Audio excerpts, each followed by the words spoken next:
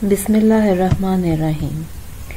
یہ بہت ہی اہم اور نہایت ہی شاندار پرانا واقعہ ہے، اور اسی واقعے کی وجہ سے قرآن مجید میں اس سورہ کا نام سورہ بقرہ یعنی گائے والی سورہ رکھا گیا ہے۔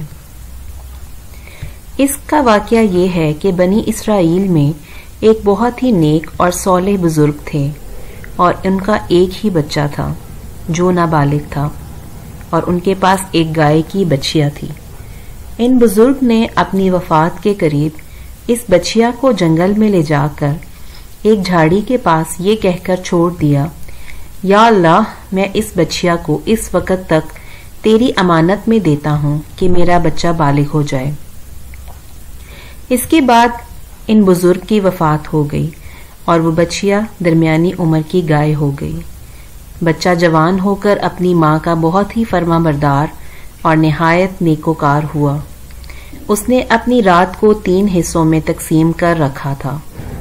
ایک حصے میں سوتا تھا، اور ایک حصے میں عبادت کرتا تھا، اور ایک حصے میں اپنی ماں کی خدمت کرتا تھا، اور روزانہ صبح کو جنگل سے لکڑیاں کاٹ کر لاتا تھا، اور ان کو فروخت کر کے 1/3 رقم صدقہ کرتا، اور 1/3 رقم اپنے ذات پر خرچ کرتا، اور 1/3 رقم اپنی والدہ کو دے دیتا۔ ایک دن لڑکے کی ماں نے کہا کہ میرے پیارے بیٹے، تمہارے باپ نے میراث میں ایک بچیا چھوڑی تھی، جس کو انہوں نے فلاں جھاڑی کے پاس جنگل میں خدا کی امانت میں سونپ دیا تھا۔ اب تم اس جھاڑی کے پاس جا کر دعا مانگو کہ ابراہیم اور حضرت اسماعیل اور حضرت اسحاق کے خدا تو میرے باپ کی سونپی ہوئی امانت مجھے واپس دے دیں۔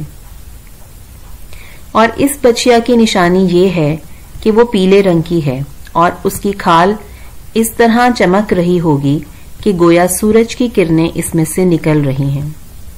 یہ سن کر لڑکا جنگل میں اس جھاڑی کے پاس گیا اور دعا مانگی، تو فوراً ہی وہ گائے دوڑتی ہوئی اس کے پاس کھڑی ہو گئی، اور یہ اس کو پکڑ کر گھر لایا تو اس کی ماں نے کہا، بیٹا تم اس کو لے کر بازار جاؤ اور 3 دینار فروخت کر ڈالو، لیکن کسی گاہک کو بغیر میرے مشورے کے مطابق نہ دینا۔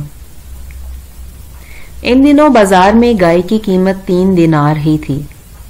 بازار میں ایک گاہک جو در حقیقت فرشتہ تھا، اس نے کہا کہ میں گائے کی قیمت 3 دینار سے زیادہ دوں گا، مگر تم اسے مشورے کیے بغیر میرے ہاتھ فروخت کر ڈالو۔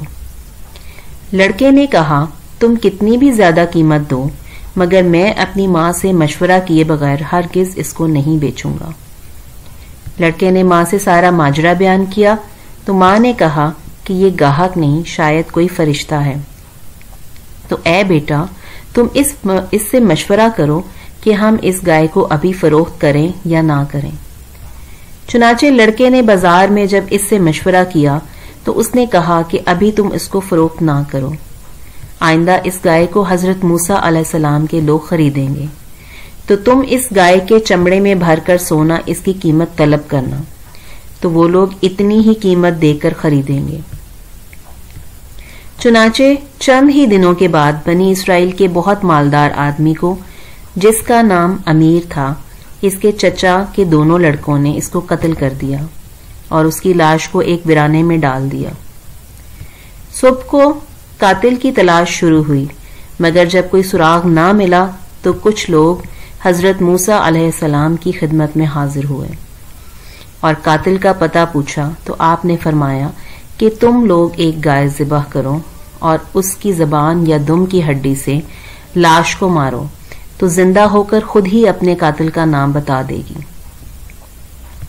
یہ سن کر بنی اسرائیل نے گائے کے رنگ، اس کی عمر وغیرہ کے بارے میں بحث شروع کر دی، اور بالآخر جب وہ اچھی طرح سمجھ گئے کہ فلاں قسم کی گائے چاہیے تو ایسی گائے کی تلاش شروع کر دی، یہاں تک کہ جب یہ لوگ اس لڑکے کی گائے کے پاس پہنچے تو ہو بہو یہ ایسی ہی گائے تھی جس کی ان لوگوں کو ضرورت تھی۔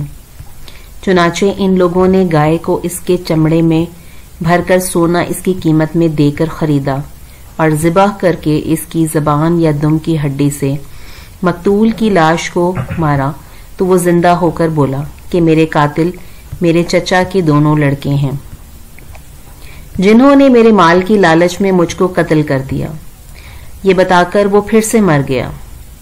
چنانچہ ان دونوں قاتلوں کو قصاص میں قتل کر دیا گیا، اور مرد صالح کا لڑکا جو اپنی ماں کا فرما بردار تھا کثیر دولت سے مالا مال ہو گیا۔ اس پورے مضمون کو قرآن مجید کی مقدس آیتوں میں اس طرح بیان فرمایا گیا ہے، اور جب حضرت موسیٰ علیہ السلام نے اپنی قوم سے فرمایا کہ خدا تمہیں حکم دیتا ہے کہ ایک گائے ذبح کرو، تو وہ بولے کہ کیا آپ ہم سے مذاق کرتے ہیں؟ تو آپ نے فرمایا کہ پناہ خدا کہ میں جاہلوں میں سے ہو جاؤں۔ تو ان لوگوں نے کہا کہ آپ اپنے رب سے دعا کیجئے کہ وہ ہمیں بتا دے کیسی گائے ہونی چاہیے۔ تو آپ نے فرمایا کہ اللہ تعالیٰ فرماتا ہے کہ وہ ایسی گائے ہو جو نہ بوڑھی ہو نہ بچیا ہو، بلکہ ان عمروں کے درمیان ہو، تو تم کرو جس کا تمہیں حکم ہوتا ہے۔ وہ لوگ بولے کہ آپ اپنے رب سے دعا کیجئے کہ ہمیں بتا دیں کہ اس کا رنگ کیسا ہو۔ تو آپ نے فرمایا کہ اللہ تعالیٰ فرماتا ہے کہ وہ پیلے رنگ کی گائے ہو جس کی رنگت ڈبڈباتی ہو، جو دیکھنے والوں کو خوش کر دے۔ وہ بولے کہ آپ اپنے رب سے دعا کیجئے کہ وہ ہمیں صاف صاف بیان کر دیں کہ وہ کیسی گائے ہو، کیونکہ گایوں میں ہم کو شبہ پڑ گیا ہے، اور اللہ چاہے تو ہم راہ پا جائیں گے۔ اللہ تعالیٰ فرماتا ہے کہ وہ ایسی گائے ہو جس سے زمین جوتنے کی خدمت نہیں لی جاتی، اور نہ وہ کھیت میں پانی بھرتی ہو، بے عیب ہو اور اس میں کوئی داغ بھی نہ ہو۔ یہ سن کر بولے کہ اب آپ ٹھیک بات لائے۔ ان لوگوں نے اس گائے کو ذبح کیا، اور وہ ذبح کرتے ہی قاتل کا معلوم کر لیا۔ اللہ تعالیٰ نے قرآن میں فرمایا، اور اے بنی اسرائیل، جب تم لوگوں نے ایک خون کیا اور دوسرے پر اس کی تہمت ڈالنے لگے، اور لوگوں کو ظاہر کر دینا تھا جس کو تم چھپاتے تھے، پھر ہم نے ان لوگوں سے فرمایا کہ تم لوگ مقتول کو اس گائے کے ایک ٹکڑے سے مارو، تو وہ زندہ ہو گیا، اور اللہ اس طرح مردوں کو زندہ فرمائے گا، اور وہ اپنی نشانیاں لوگوں کو دکھاتا ہے تاکہ تم لوگ اس کو سمجھ لو۔ درس ہدایت۔ اس واقعے سے بہت سی عبرت انگیز اور نصیحت آمیز باتیں اور احکام معلوم ہوئے۔ ان میں سے چند یہ ہیں جو یاد رکھنے کے قابل ہیں۔ نمبر 1، خدا کے نیک بندوں کے چھوڑے ہوئے مال میں خیر و برکت ہوتی ہے۔ وہ نیک شخص صرف ایک بچیا چھوڑ کر گیا تھا، مگر اللہ تعالیٰ نے اس میں اتنی برکت عطا فرمائی کہ ان کے وارثوں کو اس ایک بچیا کے ذریعے بے شمار دولت مل گئی۔ نمبر 2، ماں باپ کی فرما برداری اور خدمت گزاری کرنے والوں کو خداوند کریم غیب سے بے شمار رزق کا سامان عطا فرما دیتا ہے۔ دیکھ لو کہ اس یتیم لڑکے کو ماں کی خدمت فرما برداری کی بدولت اللہ تعالیٰ نے کس قدر صاحب مال اور خوشحال بنا دیا۔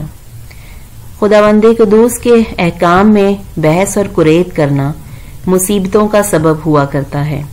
بنی اسرائیل کو ایک گائے ذبح کرنے کا حکم دیا، وہ کوئی بھی ایک گائے ذبح کر دیتے تو فرض ادا ہو جاتا، مگر ان لوگوں نے جب بحث اور قریت شروع کر دی کہ کیسی گائے ہو، کیسا رنگ ہو، کتنی عمر ہو، تو مصیبت میں پڑ گئے کہ ایک ایسی گائے ذبح کرنی پڑی جو بالکل نایاب تھی۔ اس لیے ان کی قیمت اتنی زیادہ ادا کرنی پڑی کہ دنیا میں کسی گائے کی قیمت نہ ہوئی، نہ آئندہ ہونے کی امید ہے۔